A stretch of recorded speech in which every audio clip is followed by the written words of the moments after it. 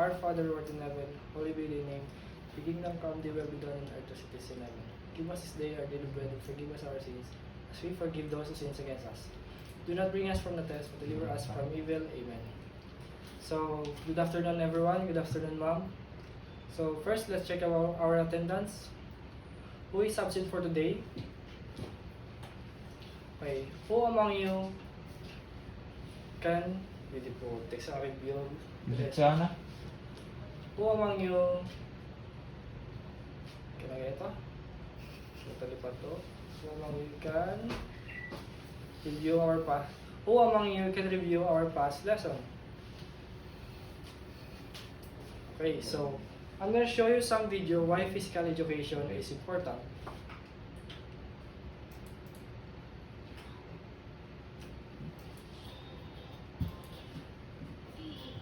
Unnecessary or crucial creating capital or instructor case. Let's ask the brain. Here's John, the scope of memory student. And here's John's brain. John's brain is a control set of his body. And needs to be kept healthy and stimulated. Okay. Why John loves to play sport? Okay. Next is this. What is physical education? Physical education is a course taught in school that focuses on developing physical fitness.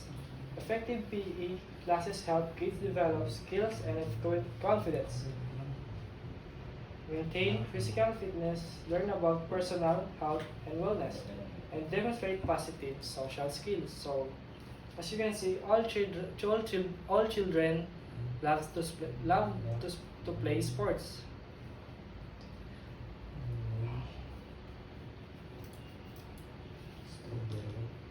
Okay. Kids as well, adults, and benefits from regular exercise.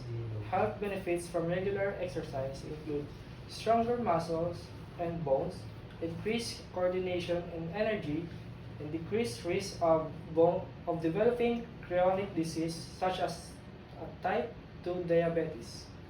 For more, an effective physical education program should include engaging lesson trained PE teachers and sufficient time for instructions. That's the reason why all PE teachers have a perfect body. Like they have muscles or they have muscles. Perfect. Di ba? Nagutom na ikaw.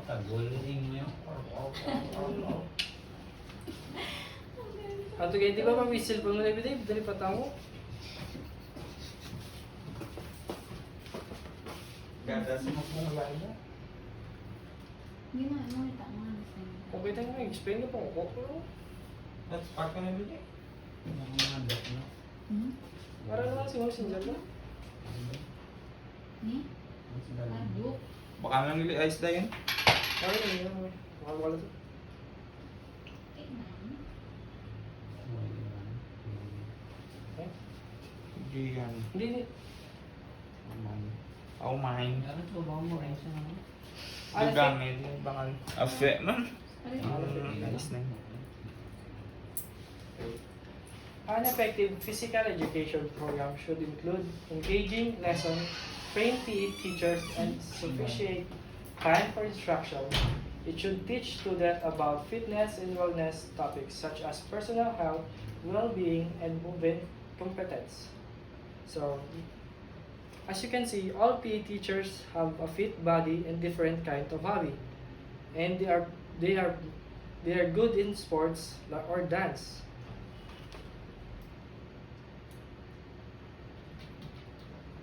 Next is importance of physical education.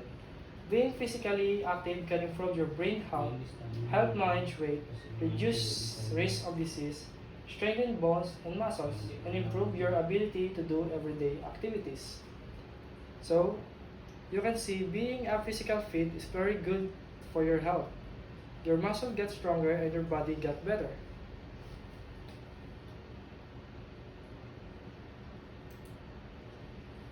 physical education also helps students develop social skills. For example, team sports help them learn to respect others, contribute to a team goal, and socialize as a productive member of a team. So, the example for this is a basketball team.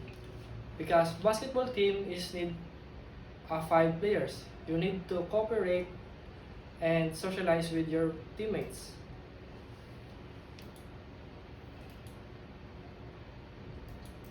So, analysis question.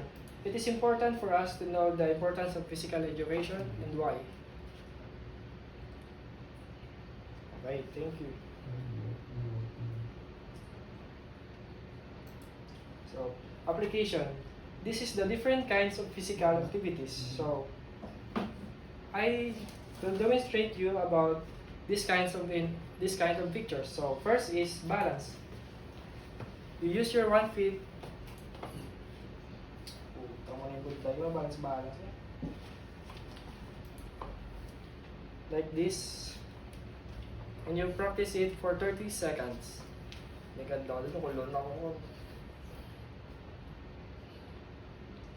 Okay, so balance exercise improving your balance make you feel steadier on your feet and help prevent falls. It's especially important as we get older. So next is aerobic exercise. So you perform it like 8 times. You perform it repeating 8 times. So for example,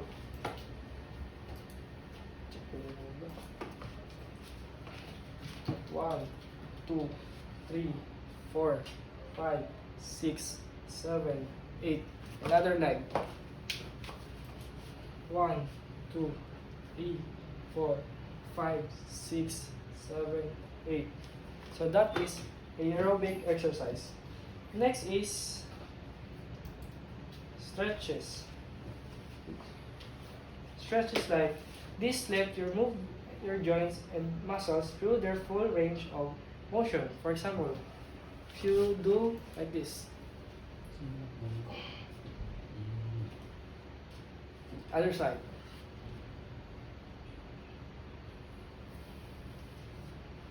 Tapos next is strength training builds with back regular strength training. Will help you feel like more confident and more capable of daily tasks for carrying groceries like in gardening. So example, you're gonna do like this. First picture like 1, 2, 3, 4, 5, and other more. Next is yoga. So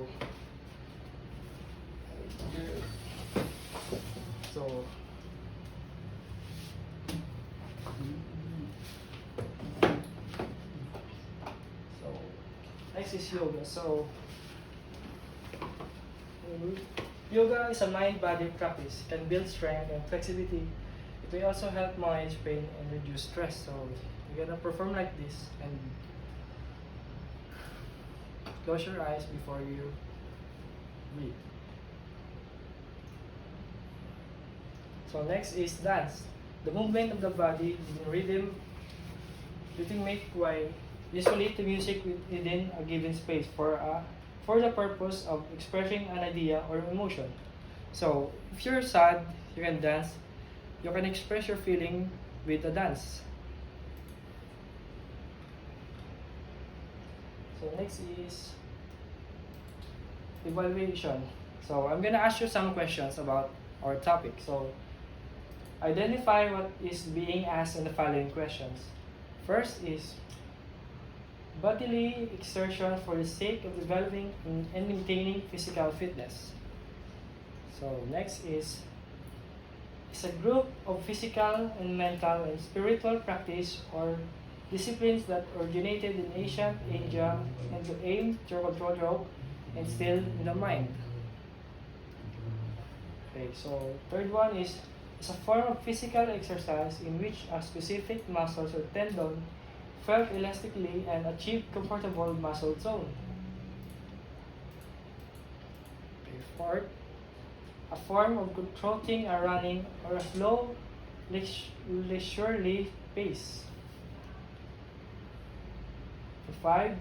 Involves balancing on toes and forearms as you hold the rest of your body on the ground.